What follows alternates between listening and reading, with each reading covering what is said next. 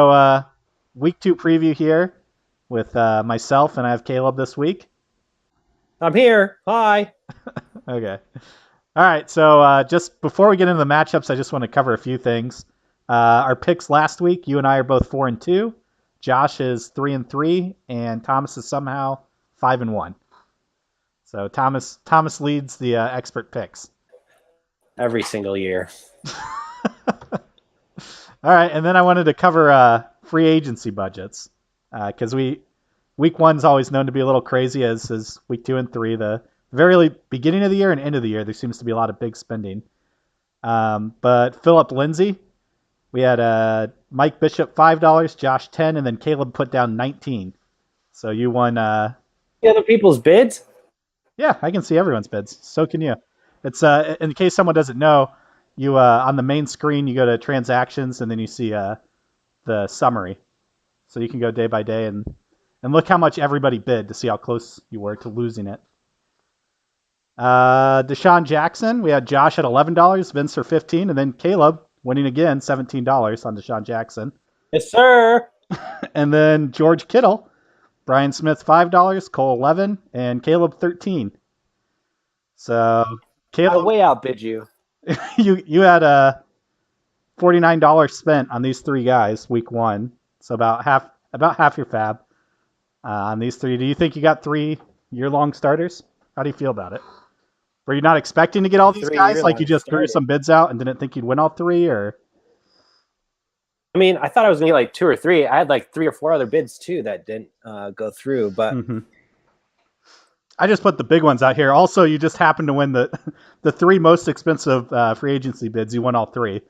So out of exactly. these 3, I probably like Kittle the best. I know Deshaun's a little banged up, but Philip Lindsay's an intriguing one. Like I've heard a lot of people say he's the Tariq Cohen this year, but isn't that an insult?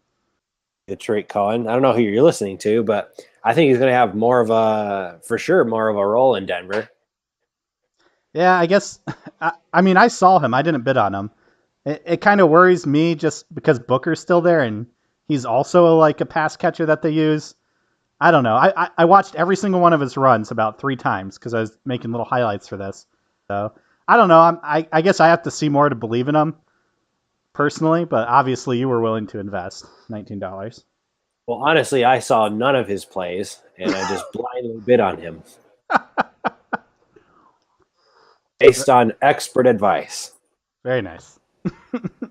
And then just look at the fab budget.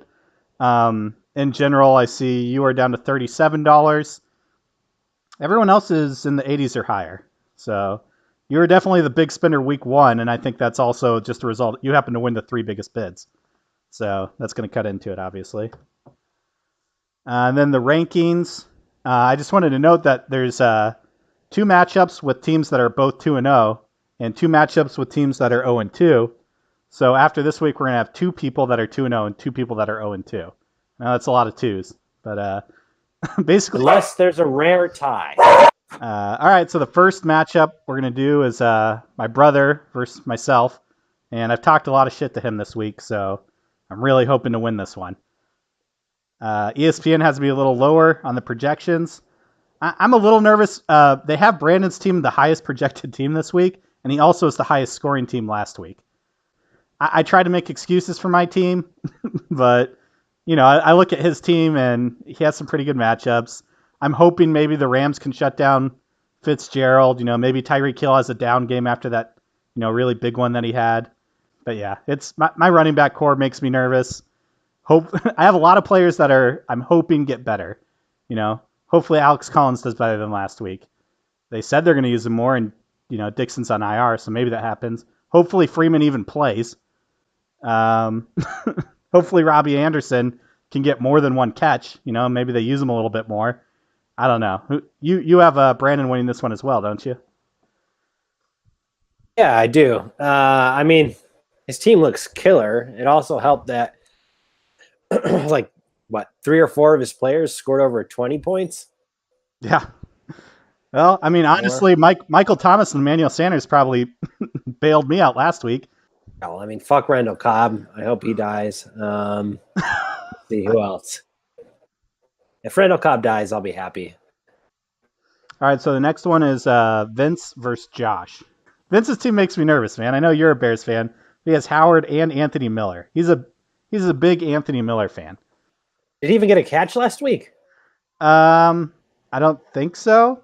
This may be Vince's pride, but he has a bet with me. I believe it's a $5 wager that he believes Anthony Miller will get 800 yards and 8 touchdowns this year. So obviously he believes in Anthony Miller. It's going to be a tough matchup versus the Seahawks. I mean, with Anthony Miller in there, it's hard to look at Vince's team and think you'll win. I do like Jordan Howard. I thought even last week he played well. He's big. He's a powerful running back. I think they'll use him. I like Howard a lot. I was sad not to get him this year. It's hard not to pick Josh in this. I think this was the one unanimous vote we had where all 4 of us agreed Josh would win this game. Yeah, I'm sticking behind that. All right, so the next one is Thomas versus Jason. Now, Thomas is the only person voting on himself to win this one. The rest of us all have Jason. I have to eat my own words because I had Jason the lowest ranking team after the draft. And he didn't have a good running back core. I didn't think he would have enough depth to do it. Now with Ajayi, Miller, and Connor, that looks like the scariest running back core in the league. I definitely don't think Le'Veon Bell plays week 2. I think Jason's the hardest matchup week 2. Yeah, I mean, it's only because of James Conner. You didn't have James Conner, this team wouldn't win. I mean, Miller and Ajayi as his running backs, who seem to be consistent, and then you have Andrew Luck, Antonio Brown, and Gronkowski you throw on top of that. And I'm already hearing the rumors, not to scare you, of Le'Veon Bell holding out till week 10. So if that's true, okay, that's like $8 million that he's throwing away. So yeah, I don't know what's going on there. Me neither. All right, the next one, Joe versus Matt. I think a lot of this one comes to Will Leonard Fournette play. So I know he's questionable. There's a lot of a lot of people wondering around. I think he could score if he plays, and I think Joe wins it pretty handedly. I don't believe in Alfred Morris doing well. I think Jack Doyle is literally the tight end 2 for the Colts. I know he's out there for a lot of plays, but they just been targeting Ebron so much. So I wouldn't even really necessarily start Ebron, but if I was going to start a Colts tight end, it would be Ebron over Doyle. You can play Jimmy Graham. That has been set, my friend. So you're feeling confident Matt wins then? Confident in Matt every week. We'll jump to the next one then. Caleb versus Brian, and I am the sole vote for Brian Smith. This is my upset of the week. Upset of the week? How is it an upset when he is projected higher than I am? Well, because the other 3 experts all think you'll win. So I mean, the other 3 experts also know me. No, they all believe in your team. I'm not going to vote against myself, though. I did see you had Kittle and Lindsey playing. Let's talk about the matchup. Right. You have your big fab spin, Kittle and Lindsey. Of course, I see Jordy Nelson and Lindsey versus Shepard and McCoy. I mean, McCoy in a flex just seems pretty good to me. So I think both of your running backs are good, but they both have really hard matchups. I'd be scared to run against the Rams with any running back. And then Joe Mixon versus Baltimore, who actually look pretty good. So I think that should be a big swing if one of your running backs does come through somehow. But I have Brian winning solely on the flex there. I think his flex is a little better.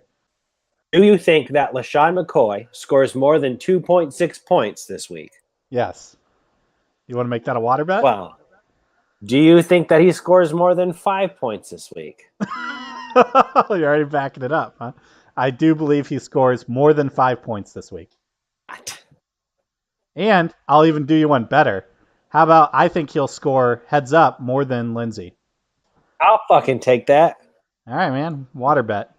Chargers versus McCoy versus Lindsey. All right, next one. Mike versus Cole. This is another split decision here. Josh and Thomas have Cole winning. You and I both have Mike winning. For me, Deshaun Watson. I mean, it's funny because I talked a ton of shit about Deshaun Watson, like in the preseason. I was like, no way he repeats. This is the same fool's gold as RG3 as Dak Prescott. as so many other running quarterbacks that we've seen come out. I do actually think he's a good thrower, though. That's why I think long term he can be like a Cam Newton type player. It's versus Tennessee, so I think he should do okay. But I think the wide receiver core that Mike has is just better than Cole's. You know, Devontae versus Beckham, that's the one that Cole has. But then you have Cooks versus Allison. You have Gordon versus Aguilar. Eifert versus Burton. I don't know. That's why I picked Mike. I'm not sure why you did. Yeah, that's pretty much the same reasons. I mean, Allison Aguilar, that's like what?